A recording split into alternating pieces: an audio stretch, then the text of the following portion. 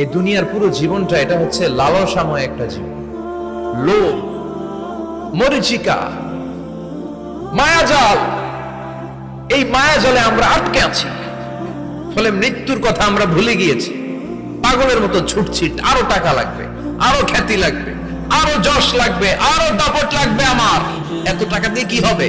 এত সম্পদ দিয়ে কি হবে?